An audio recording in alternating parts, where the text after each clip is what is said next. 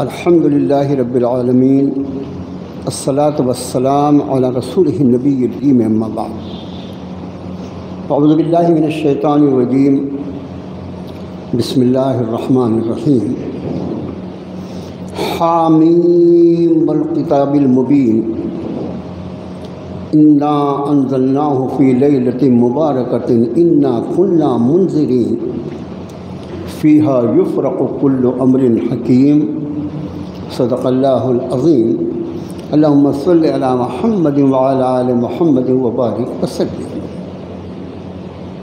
میرے بہت ہی قابل احترام بزرگوں اور دوستوں، رب تعالیٰ نے اپنے فضل، اپنے کرم سے امت مسلمہ کو اس ماہ مکرم کے آخری عشرے میں پہنچا دیا۔ اسی لیے آج یہ کچھ باتیں آپ کے سامنے عرض کرنی ہیں، اس کے لیے قرآن پاک کے 25ویں پارے میں سورہ دخان، اس کی ابتدائی 4 آیتیں آپ کے خادم نے آپ کو پڑھ کر سنائی ہیں۔ اس سورہ دخان جو ہے، اس کے بارے میں آپ کا خادم کئی مرتبہ یہ بات عرض کر چکا ہے، اور بھلی بات، اچھی بات کو بار بار کہا جائے تاکہ وہ ہمارے ذہن میں محفوظ ہو جائے، اس میں کوئی حرج بھی نہیں ہے۔ وہ یہ کہ جس طرح جمعے کے دن سورہ کہف کی تلاوت جو ہے وہ بہت اہمیت رکھتی ہے، اسی طرح حدیث شریف میں یہ مضمون بھی ملتا ہے سورہ دخان کے بارے میں کہ جو شخص جمعے کی رات یا دن میں اس صورت شریفہ کی تلاوت کرے گا، اللہ تعالیٰ اس کے لیے جنت میں ایک محل تعمیر فرمائے۔ 25واں پارہ آپ کھولیں گے تو اس کے اگر آخری میں چلے جائیں تو 25ویں پارے کی سب سے آخری سورت سورہ جاثیہ ہے، اور اس کے پہلے سورہ دخان ہے۔ 3 رکوع کی سورت ہے، 3 رکوع ہیں خالی اس میں۔ اب حافظ اور جو تیز پڑھنے والے ہیں وہ تو 2-2.5 منٹ میں پڑھ لیں، ہمارے جیسا اٹک اٹک کے پڑھنے والا آدمی جو ہے اس کو بھی 5 منٹ سے زیادہ نہیں لگے گا اس کی تلاوت میں۔ اور وعدہ کائنات کے پروردگار کی طرف سے جنت میں ایک محل تعمیر کرنے کا، اگر جمعے کی رات یا دن میں اس کی تلاوت آدمی کرے۔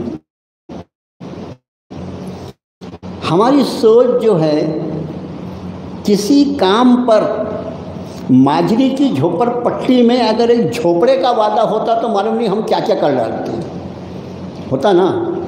لیکن رب کائنات کی طرف سے جنت میں محل بنانے کا وعدہ ہے، اتنا نہیں ہو سکتا ہم سے۔ تو چونکہ سورہ دخان کی آیت پڑھی میں نے، اس لیے آپ کو یاد دلا دیا۔ عادت ڈالیں میرے بھائی، یہ تو آنکھ بند ہونے کے بعد معلوم ہوگا کہ ہم نے وہاں کے لیے کتنا ذخیرہ کیا ہے اور وہ کتنا کام آ رہا ہے۔ اور اس وقت ایک لمحے کے لیے آدمی تڑپے گا کہ 1 منٹ کی زندگی مل جائے اور میں اپنے رب کو راضی کرنے کی کوشش کروں۔ میرے بھائیوں، بہت بڑی نعمت ہے یہ زندگی۔ بہرحال سورہ دخان 25واں پارہ، 25ویں پارے کی آخری سے پہلی صورت ہے یہ، اور عادت ڈالیں کہ سورہ کہف کی ہی طرح ہر جمعے کی رات میں یا دن میں، جمعے کی رات سے مراد جمعرات گزر کے جو رات آتی ہے، ہمارے رات پہلے آتی ہے نا، تو جمعرات کا جیسے غروب آفتاب ہو وہاں سے جمعے کی رات شروع ہو جاتی ہے، پورا 24 گھنٹے کا وقت رہتا ہے۔ کیا بڑی بات ہے کہ ایک سورت شریفہ کی تلاوت ہو جائے۔ اب رب تعالیٰ نے اس میں فرمایا حامیم، یہ حامیم، الف لام میم، قاف صاد، الف لام را، ہا میم عین سین قاف، کاف ہا یا عین، یہ ساری جو ہیں یہ حروف مقطعات کہلاتے ہیں۔ مقطع کہتے ہیں کٹے کو، الگ الگ کو، ان کو اسی طرح پڑھا جاتا ہے۔ جیسے اس کو ہا میم، اس کو ہم نہیں پڑھ سکتے، جیسے الف لام میم، اس کو علم نہیں پڑھ سکتے، علم پڑھیں گے تو غلط ہو جائے گا، اس کو الف لام میم ہی پڑھنا پڑے گا، ہر حرف کو الگ الگ پڑھنا پڑتا ہے، اس لیے اس کو مقطع کہتے ہیں۔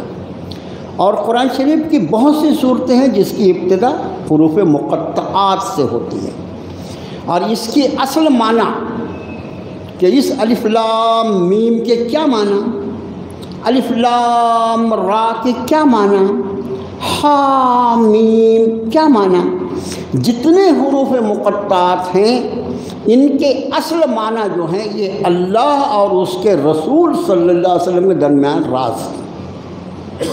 بعض لوگ ایسا بھی لکھتے ہیں، اور بعض جگہ آپ کو یہ بھی مل جائے گا جملہ کہ اللہ کے سوا اس کے معنی کوئی نہیں جانتا، لیکن تحقیقی بات جو سامنے آتی ہے علماء کی وہ یہ ہے کہ یہ کیسے ہو سکتا ہے کہ جو کلام نبی کریم صلی اللہ علیہ وسلم پر نازل، وہ بھی قرآن کا حصہ ہے، اگر ہم اس کو تلاوت میں چھوڑ دیں تو قرآن نامکمل رہ جائے گا۔ تو جب وہ قرآن اللہ نے نازل فرمایا تو یہ کیسے ممکن ہے کہ اپنے نبی کو اس کے معنی نہ بتائے ہوں؟ ہاں یہ ضرور ہے کہ اس کے معنی سے امت کے لیے کسی احکام کا استنباط نہیں ہوتا، اس لیے جناب رسول اللہ صلی اللہ علیہ وسلم نے سکوت فرمایا، کوئی ارشاد نہیں فرمایا۔ کوئی معنی جس کے اللہ اور اس کے رسول نے نہیں بیان کیے، زبردستی اس کے پیچھے پڑنا، الف کا مطلب اللہ ہے، لام کا مطلب جبریل ہے، میم سے مراد محمد ہے، یہ سب کائے کو اتنی وہ کر رہا ہے، ہوشیاری کائے کو بتا رہا ہے۔ جناب رسول اللہ صلی اللہ علیہ وسلم نے فرمایا کہ ہوشیاری نہیں بتانے کا دین کے معاملے میں، ڈیڑھ سالہ پر نہیں کرنے کا۔ اس لیے ہم یہ کہیں گے کہ حروف مقطعات کے اصل معنی اللہ اور اس کے رسول کے درمیان راز ہے۔ کسی کو بہت شوق ہو اور ایک بہت شوق ہو کیا معنی الف لام میم، ایک وقت آئے گا اہل ایمان کے لیے، ایک وقت آئے گا جب رب کائنات جنت میں اس کو اپنی زیارت فرمائیں گے، اپنی زیارت عطا فرمائیں گے، اور ایک ایک بندے سے الگ الگ کلام فرمائیں گے، گفتگو فرمائیں گے رب کائنات۔ پوچھ لینا اپنے رب سے اس وقت پروردگار حروف مقطعات کے معنی کیا ہے، کوئی حرج نہیں ہے۔ تو فرمایا حامیم والکتاب المبین، قسم اس کتاب کی جو اپنے مضامین کو بیان کرنے والی، واضح کرنے والی۔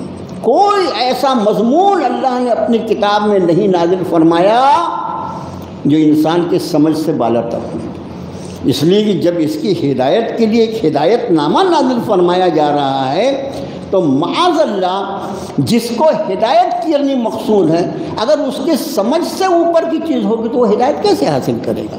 اس لیے فرمایا والکتاب المبین، قسم اس کتاب کی جو اپنے مضامین کو بیان کرنے والے، مبین کا مطلب ہوتا ہے بیان کرنے والا، واضح کرنے والا، صاف صاف بتانے والا۔ حامیم والکتاب المبین انا انزلناہ فی لیلۃ مبارکۃ انا کنا منذرین، بے شک ہم نے اس قرآن کو، انا انزلناہ، یہ ہا جو ہے یہ ضمیر ہے، کسی کی طرف اشارہ کرنے کے لیے وہ یہ سب جو ہوتا ہے جس کو ضمیر کہتے ہیں، پروناؤن جس کو بولتے ہیں، تو انا انزلناہ میں ہا کی ضمیر جو ہے وہ قرآن کی طرف ہے۔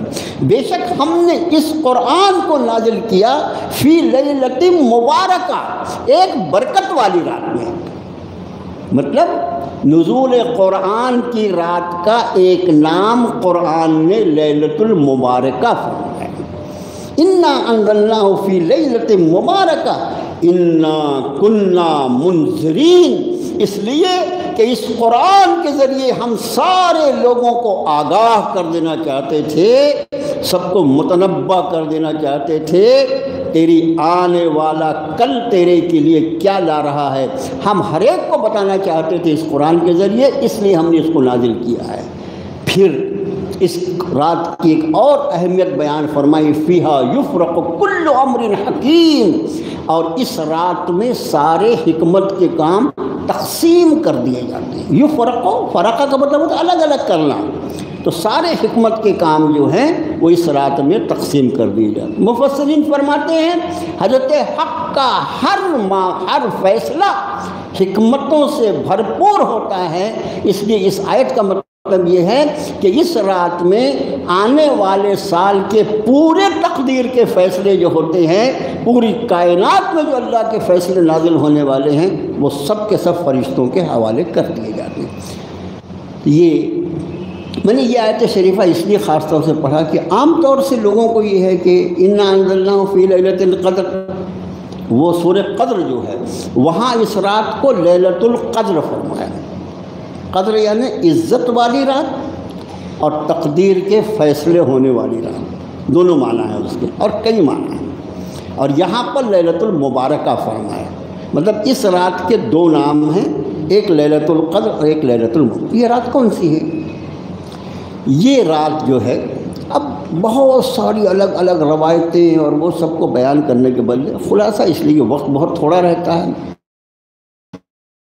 خلاصہ یہ ہے کہ اللہ کے رسول صلی اللہ علیہ وسلم کی ایک صفت قرآن کیا اوصاف ہے، امت کے لیے کتنا درد ہے۔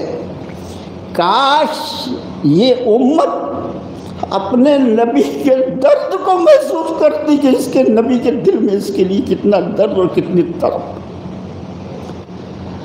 حریص کا لفظ استعمال ہوا قرآن شریف میں، لقد جاءکم رسول من انفسکم عزیز علیہ ما عنتم، تم کو کوئی تکلیف پہنچے ان کو بہت گراں گزرتا ہے، ان کو بہت اذیت ہوتی ہے، تمہیں کوئی تکلیف پہنچے رسول تڑپ جاتے ہیں۔ عزیز علیہ ما عنتم، تمہیں کوئی تکلیف پہنچے ان پر بہت بھاری پڑنا۔ حریص علیکم، اور تمہاری بھلائی کے لیے وہ انتہائی حریص ہیں۔ میں اپنی امت کو کتنے کم اعمال کے ذریعے اس کو جنت میں پہنچا دوں، اس کے حریص ہیں تمہارے لیے۔ حریص علیکم بالمؤمنین رؤوف الرحیم، اور ایمان والوں کے ساتھ تو انتہائی شفقت فرمانے والے، انتہائی رحمت فرمانے۔ اگر یہ رات متعین ہوتی، طے شدہ ہوتی فلاں رات، تو اللہ کے رسول صلی اللہ علیہ وسلم نے یقینی طور پر اس کو بتایا۔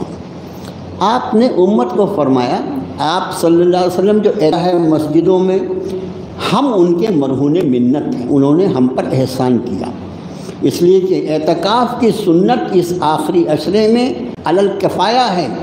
اگر کسی بستی کا کوئی شخص بھی اعتکاف نہ کرے تو ساری بستی والے پکڑے جائیں گے۔ تو جن لوگوں نے اعتکاف کیا، ہمیں یہ کوشش کرنی چاہیے کہ ان کے اعتکاف کو آسان بنانے کے لیے ہم ان کی کیا مدد کر سکتے ہیں، نہ یہ کہ ان کی وجہ سے ہم کو کوئی زحمت ہو تو ہم اس پہ چیخنا چلانا شروع کر دیں۔ انہوں نے ہم پر احسان کیا ہے، ہمیں ان کے اعتکاف کو پوری طرح وہ آسانی سے اعتکاف کر سکیں، ہمیں اس میں ان کی مدد کرنی چاہیے۔ اور اعتکاف کے مسائل، اعتکاف والوں سے ہمیشہ کہتا ہوں کہ وہ مسائل معلوم کر کے، یہ ایک ایسی عبادت ہے کہ جس میں غلطی سے بھی کچھ ہو جائے، جیسے میں آپ کو ایک مسئلہ بیان کروں اعتکاف والے کا۔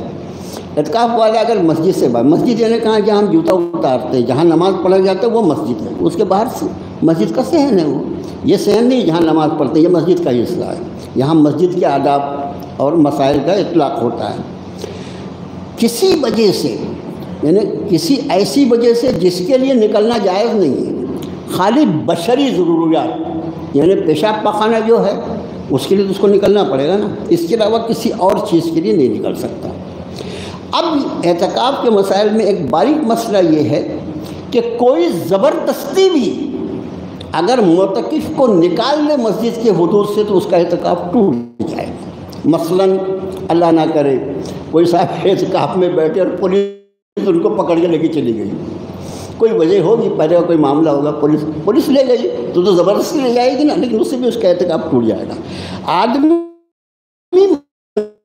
آخری حصے پہ کھڑا ہوا ہے، آخری حصے پر، اور کسی نے اس کو ڈھکیل کے باہر کر دیا تو بھی اعتکاف نکل جائے گا، اس کا خیال رکھیں۔ بہرحال آپ صلی اللہ علیہ وسلم نے جو لیلۃ القدر یا لیلۃ المبارکہ کے بارے میں جو گائیڈ لائن دی ہے، جو حدود مقرر فرمائے ہیں، اس کا سب سے آسان آخری جو سخت ہے وہ یہ کہ اس آخری عشرے کی 5 طاق راتیں، 5 طاق راتیں، یعنی ایک رات تو گزر گئی، 21ویں رات تو گزر گئی جو بدھ کو تھی، آج کی آنے والی رات 23ویں رات ہے، یہ دوسری رات ہے۔ پھر اس کے بعد 25ویں رات، 24 روزہ گزر کے 25ویں رات آئے گی، 26 روزہ گزر کے 27ویں رات آئے گی، اور 28 روزہ گزر کے 29ویں رات آئے گی۔ ان 5 راتوں میں سے کوئی ایک رات شب قدر ہے، کوئی ایک رات۔ اور کیسی ہے وہ رات؟ فرمایا دونوں کہ خیر من الف شہر، یہ رات جو ہے اپنی برکات کے اعتبار سے، اپنی فیوز کے اعتبار سے، اپنی صفات کے اعتبار سے 1000 مہینوں سے بھی بہتر ہے۔ خیر من الف شہر تنزل الملائکۃ والروح، اس رات میں فرشتے اترتے، جبریل ہیں، حضرت جبریل کی کا یہ روح جو ہے یہ کئی جگہ قرآن شریف میں ان کے لیے استعمال ہوا ہے۔ تو اس رات میں فرشتے نازل ہوتے ہیں، والروح، اور جبریل یعنی فرشتوں کا چیف آف اسٹاف جو ہے، فرشتوں کا سردار جبریل جو ہے، جو قرآن کے لانے والے فرشتے ہیں، وہ خود بھی اس رات میں اترتے ہیں۔ اور احادیث مبارکہ میں جناب رسول اللہ صلی اللہ علیہ وآلہ وسلم نے جو بات ارشاد فرمائی وہ یہ کہ ان ملائکہ کے ذمہ یہ ہوتا ہے کہ وہ امت مسلمہ کا جو فرد دعاؤں میں، نمازوں میں، گڑ گڑانے میں مشغول ہو، اس کی دعاؤں پہ آمین کہیں۔ بعض ایسے خوش نصیب بھی ہوتے ہیں جن سے یہ ملائکہ، اور بعض وہ ہوتے ہیں جن سے جبریل خود معانقہ کرتے ہیں، گلے ملتے ہیں۔ اس رات کی یہ خصوصیت ہے۔ اور پھر یہ رات، پوری رات شروع کہاں سے ہوتی ہے ہمارے؟ غروب آفتاب، شام کا لفظ بولا جاتا ہے ہمارے یہاں، لیکن اصل ہے رات اور دن۔ جیسے ہی غروب آفتاب یعنی مغرب کا وقت ہوا، وہاں سے رات شروع ہو جاتی ہے، اور پھر یہ سحر کا وقت جو ہوتا ہے، آخری سحری کا، تہجد کا آخری وقت، وہاں تک رات رہتی ہے۔ تو فرمایا یہ پوری رات جو ہے یہ ان برکتوں اور فیوز سے بھری رہتی ہے۔ اس رات کے متعلق ایک روایت جو امی عائشہ صدیقہ رضی اللہ تعالی عنہا کی روایت کردہ ہے، انہوں نے جب پوچھا کہ اللہ کے رسول صلی اللہ علیہ وسلم مجھے یہ رات ملے تو میں کیا دعا کروں؟ آپ نے فرمایا عائشہ تو یہ دعا کر، اللہم انک عفو تحب العفو فاعف عنی۔ دیکھو جتنی دعا میں نے پڑھا نا، حدیث شریف میں صرف اتنی دعا ہے، اللہم انک عفو، اے اللہ بے شک تو بڑا معاف فرمان۔ عفو جو ہے یہ اللہ کی صفت ہے، اللہم انک عفو، اے اللہ بے شک آپ بڑے معاف فرمانے والے ہیں۔ تحب العفو، آپ معاف کرنے کو پسند فرماتے ہیں، فاعف عنی، مجھے بھی معاف فرما دیجیے گا۔ آپ دیکھیے کہ نبی کی تعلیمات جو ہیں ان میں اختصار کتنا ہے، اور اختصار کے ساتھ اس میں وسعتیں کتنی ہیں۔ فاعف عنی، مجھے معاف فرما دیجئے۔ اللہ نے معاف فرما دیا، تیرا کام ہی بن گیا، تیری دنیا بھی بن گئی، تیری آخرت بھی بن گئی، تیری دنیا بھی منور ہو گئی اور آخرت بھی منور ہو گئی۔ جس کو اس نے معاف کر دیا اس سے زیادہ کوئی خوش نصیب ہو گئی۔ ایک لفظ فاعف عنی، مجھے معاف فرما۔ اس کا ترجمہ جو ہم کرتے ہیں اردو میں دعاؤں کے بارے میں، اس کے پہلے بھی آپ کے خادم نے عرض کیا تھا پچھلے ہفتے بھی، دعا پڑھو مت، دعا مانگو۔ دعا جو ہم مانگ رہے ہیں عربی میں، اردو میں بھی دعا مانگی جا سکتی ہے، ہر آدمی اپنی مدر ٹنگ میں دعا مانگے گا، کوئی حرج نہیں ہے، لیکن وہ دعائیں جو قرآن شریف میں اللہ نے ہمیں سکھائیں، اور وہ دعائیں جو جناب رسول اللہ صلی اللہ علیہ وسلم کی زبان مقدس سے امت کو سکھائی گئیں، ان دعاؤں میں جو تاثیر ہوگی ان کا کون انکار کر سکتا ہے؟ لیکن ان دعاؤں کی تاثیر کے حصول کو حاصل کرنے کا ایک بڑا ذریعہ یہ ہے کہ ہم اس دعا کے معنی سمجھیں۔ اگر معنی سمجھیں گے تو دعا دل سے نکلے گی، صاف صاف آپ سے کہہ رہا ہوں۔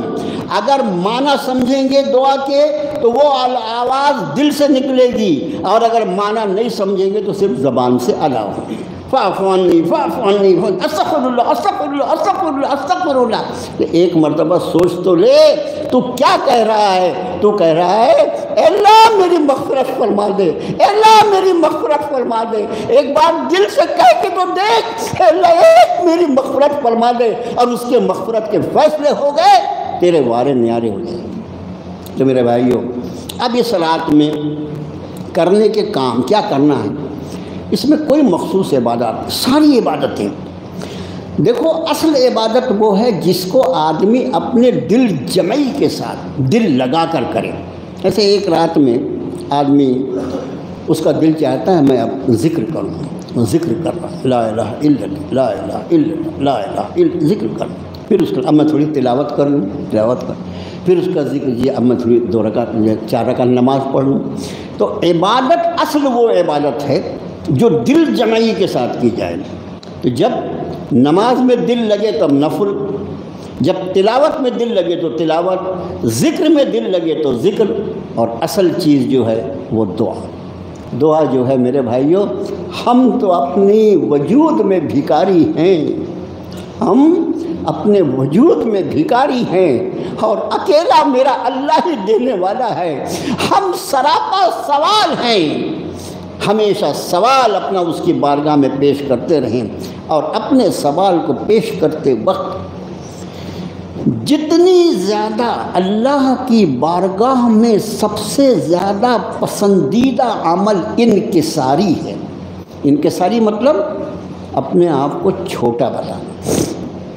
اور آج میں اور آپ سب ایک ہی کشتی کے سوار ہیں، انکساری نام کی کوئی چیز نہیں۔ ذرا سا کوئی ہم کو بولے تھوڑا سا پیر ایسا کر لیجئے، میرے کو پیر سیدھا کرنے کو بول رہا ہے، تو ٹھیک سے بیٹھ۔ ہر ایک کا، میرا بھی حال ہے آپ کا بھی حال ہے، کم کرو، یہ مومنانہ اخلاق نہیں ہے۔ مومنانہ اخلاق، ارے دوسروں کے لیے کتنی ہم آسانیاں فراہم کر سکتے ہیں۔ کوئی ہم کو ہماری غلطی پر اگر اشارہ کرے، اس نے ہم پر احسان کیا کہ ہماری غلطی سے اس نے ہم کو آگاہ کر دیا، ہم اس کو بجائے اس کے کہ اس کا احسان مانے اس پر آنکھیں نکالنا شروع کرتے ہیں۔ تو میرے بھائیوں، انکساری ایک بڑے عالم، بات آئی تو عرض کر دوں، اس ماہ مکرم میں 2 بڑے علماء امت سے ودا ہو گئے۔ ابھی 12 رمضان کو مشہور عالم دین حضرت مولانا عبدالاحد اظہری رحمۃ اللہ علیہ، آپ جانتے ہیں برسہ برس کا ان کا ناگپور سے تعلق رہا ہے۔ وہ 12 رمضان کی صبح کے وقت ان کی وفات ہوئی، اور کل آپ کے علم میں ہے کہ all India Muslim personal law board کے صدر جناب مولانا رابع حسنی صاحب رحمۃ اللہ علیہ، ان کا بھی انتقال ہو گیا۔ یہ اہل اللہ کے نیک بندے علم دین کی جنہوں نے وہ خدمت کی کہ ہم سوچ بھی نہیں سکتے، یکے بعد دیگرے چلے جا رہے ہیں، اور جو جاتا ہے ایسا لگتا ہے بظاہر کہ اس کی جگہ بھرنے والا کوئی نہیں، جو جاتا ہے بس اپنی خصوصیات لے کے چلا جاتا ہے۔ میرے بھائیوں، ہم دونوں کے لیے دعا کرتے ہیں اللہ تعالیٰ دونوں کی بال بال مغفرت فرمائے، اور ہم اپنے لیے یہ دعا کرتے ہیں کہ اللہ ہم سب کو ایمان پہ خاتمہ نصیب فرمائے۔ تو میں یہ عرض کر رہا تھا کہ انکساری، چھوٹا پن، اللہ کی بارگاہ عظمت والی، اللہ اکبر، اس کا عرش، عرش عظیم، عرش مجید، عرش کریم، ہر چیز بلند، اور کتنی بلند وہ اس کے سوا کوئی نہیں جانتا۔ اس بارگاہ میں چھوٹی کوئی چیز ہے ہی نہیں، اس لیے کہ اللہ بڑے، ان کی بارگاہ میں ہر چیز بڑی۔ ایک عالم دین نے ایک مرتبہ فرمایا کہ اس بارگاہ میں اگر کوئی آدمی چھوٹا پن لے کے جائے، انکساری لے کے جائے، جھکا ہوا سر لے کر جائے، جھکا ہوا دل لے کر جائے، جھکی ہوئی آنکھیں لے کر جائے، تو وہ سب سے پہلے قبول کر لی جاتی ہیں، اس لیے کہ اس بارگاہ کی وہ سب سے عجیب چیز ہوتی ہے۔ تو میرے بھائیوں، اپنے آپ کو اللہ کی بارگاہ میں چھوٹا بنائیں۔ ہم اپنے بدعمالیوں کی وجہ سے، ہماری بدعمالیوں کا یہ اثر ہے کہ ہماری بدعمالیوں نے ہم میں شر پیدا کر دیا، شرارت پیدا کر دی، ہم نے اپنے آپ کو بہت بڑا توپ سمجھنا شروع کر دیا۔ اپنے آپ کو چھوٹا، جتنا چھوٹا اللہ کی بارگاہ میں تم پیش کرو گے، رب کائنات کی بارگاہ میں اتنے بڑے بڑے خیر کے فیصلے ہمارے لیے ہوں گے۔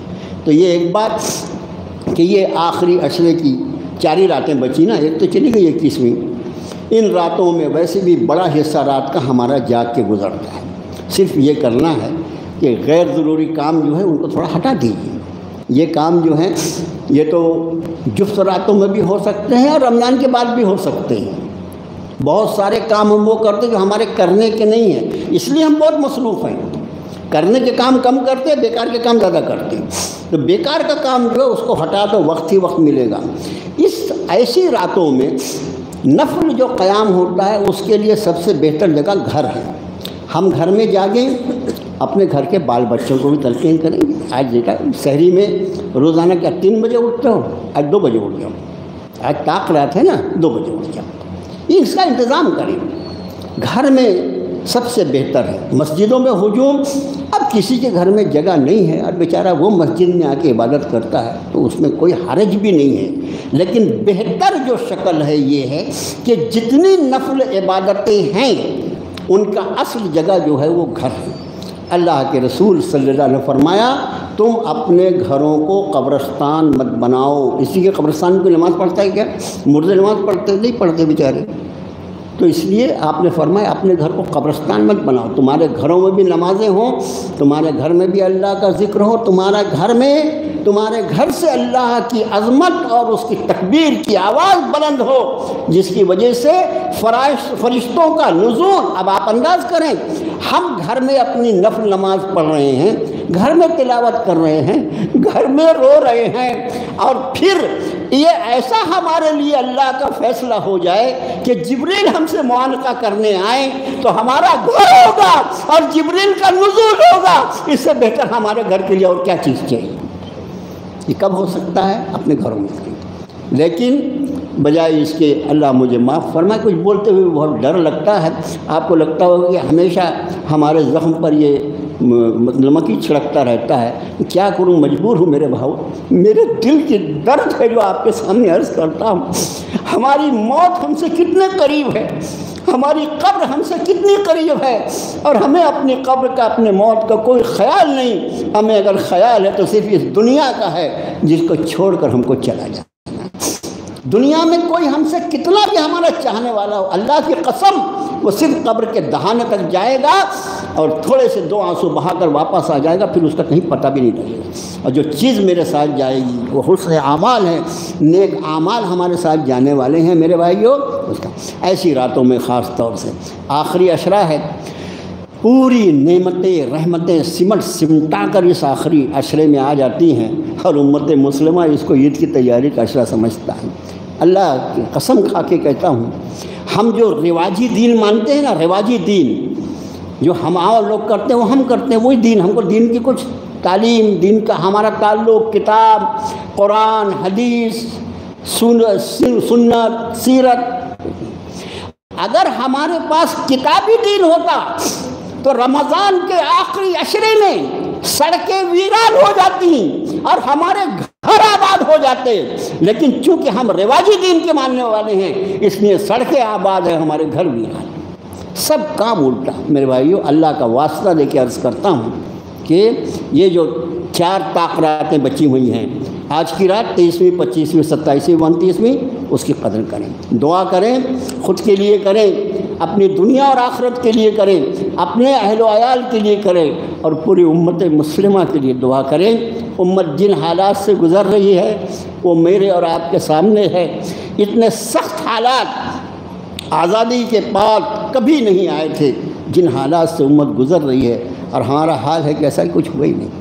دوسری بات عرض کرنی ہے کہ یہ ہمارے یہاں شب قدر کا چندہ وہ چندہ الگ سے نہیں ہوتا، لیکن یہ رمضان کے مہینے میں خرچ بڑھ جاتے ہیں، تو لاکھوں روپے سے خرچ بڑھتا ہے، اور ظاہر ہے کہ سارے اخراجات آپ کے تعاون سے اللہ پورا کرتے ہیں، آپ کو استعمال کرتے ہیں اللہ، صرف اس پر اللہ کا شکر ادا کریں ہم کہ ہم اور آپ اس میں استعمال ہو جاتے ہیں، یہ اللہ کی مرضی ہے، ورنہ وہ قادر مطلق ہیں۔ ہم اسباب کے محتاج ہیں، میرا اللہ کسی سبب کا محتاج نہیں، ہم کو استعمال کرتا ہے، اس کا کریمانہ فیصلہ ہے۔ تو اس میں اخراجات بہت بڑھ جاتے ہیں، لاکھوں لاکھ روپے سے اخراجات بڑھتے ہیں، آپ اپنا تعاون بھی برائے کرم بڑھا دیجئے۔ اس کے پہلے میں نے عرض کیا تھا کہ ہمارا تکمیل قرآن جو ہوگی وہ انشاءاللہ 29ویں شب میں، 28 روزہ گزر کے 29ویں شب میں انشاءاللہ تکمیل قرآن ہوگا، اور دوسرے اوپر تعمیر کا کام بھی چل رہا ہے۔ ایک اور یعنی کیا عرض کریں، ایک اور بھی شکایت ہے کہ یہ جو باہر جو کولر لگائے گئے ہیں یہ کولر اس لیے لگایا گیا کہ وہ تھوڑا سا ٹھنڈا رہے، تھوڑا سا رہ سکتا ہے، کتنا ٹھنڈا ہوگا، جتنا ہو رہا ہے ابھی اتنا ہی بہت ہے۔ اب بعض لوگ بیچارے وہ کولر کے سامنے نیت باندھ کے کھڑے ہو جاتے ہیں۔ کولر باہر کی طرف لگا ہوا ہے، تم اس کے سامنے نیت باندھ کے کھڑے ہو جاؤ گے، پورا راستہ بلاک ہوگا نا، آدمی جائے گا کہاں سے؟ ایسا ذرا تو سوچو کہ میں خالی تھوڑی دیر ٹھنڈی ہوا میں نماز پڑھوں اور اس کے لیے پورا مجمع کھڑا رہے، اور اگر کھڑا نہیں رہ سکتا تو نمازی سے آگے سے جانے کا گناہ کرے، مگر میں اپنی عادت سے باز نہیں آؤں گا۔ میرے بھائیو، یہ کوئی مناسب بات نہیں ہے۔ میرا سوچو، مجلس کے آداب میں ہے کہ مجلس میں جو پہلے آئیں وہ پہلے آگے آئیں، اور مسجد کے آداب میں تو اور زیادہ اہمیت کا حامل ہے یہ مسئلہ کہ جو پہلے لوگ آئیں، اس لیے کہ پہلی صف میں نماز پڑھنا اور اذان دینا، ان دونوں کا ثواب اگر معلوم ہوتا تو اللہ کے رسول صلی اللہ علیہ وسلم فرماتے ہیں اس کے لیے قرعہ ڈالا جاتا، خبردار آنا نہیں، کل تو نے پڑھا تھا نا، آج میں پڑھوں گا۔ لیکن ہم تو پہلے بھی آئے تو دروازے کے پاس نیت باندھتے۔ میرے سمجھ میں نہیں آتا کہ کون سے الفاظ میں ہم آپ کو سمجھائیں۔ میرے بھائیو، جتنی آگے کی صفیں ہیں، جتنی اگلی صفیں ہوں گی، ثواب اتنا زیادہ ہوگا، اور ثواب اس کے بعد جتنی صفوں میں پیچھے جائیں گے اس میں ثواب اتنا کم ہوتا جائے گا۔ نماز کے خیال رکھو، اور نماز جنازہ ایک ایسی نماز ہے جتنا پیچھے رہے گا اتنا، اس کا مطلب نہیں پیچھے کھڑے رہنا، اس کا ثواب پیچھے کی صف سے رہتا ہے، لیکن باقی نمازوں کا ثواب سامنے کی صف سے۔ آپ جو ہیں وہ اپنے آسانی کے لیے کولر کے سامنے کھڑے ہو کے نیت باندھ لیں اور پورے 1000 آدمی کو تکلیف پہنچائیں۔ میرے بھائیوں، کب ہمارے اوپر کے مارے پہ کچھ آئے گا؟ یہ سوچنے کی بات ہے، کیا کیا کہا جائے۔ میں آپ کو اللہ کا واسطہ دے کے کہتا ہوں، اس حدیث شریف پہ نگاہ رکھو، خیر الناس من ینفع الناس، لوگوں میں سب سے بہتر آدمی وہ ہے جس سے لوگوں کو نفع پہنچے، میری ذات سے لوگوں کو تکلیف پہنچے۔ سوچنا پڑے گا کہ میں کیسا مسلمان ہوں۔ آخری میں ایک اعلان کر دیا، عازمین حج، یعنی جو حج کے لیے جو حضرات جانے والے ہیں ان کے لیے کیسے جائے گا، اس سال حج میں جانے والے حضرات یعنی مرد اور عورتوں کے لیے حج کا تربیتی پروگرام انشاءاللہ تاریخ 16 اپریل یعنی پرسوں بروز اتوار ظہر سے مغرب تک صدر کی بڑی مسجد میں ہوگا۔ مستورات کے لیے مدرسہ کلیت البنات میں انتظام رہے گا۔ تمام عازمین حج سے درخواست ہے کہ وہ اس پروگرام میں شرکت ہو کر حج کو سیکھیں۔ یہ اتوار کو ظہر سے مغرب تک جامع مسجد صدر میں۔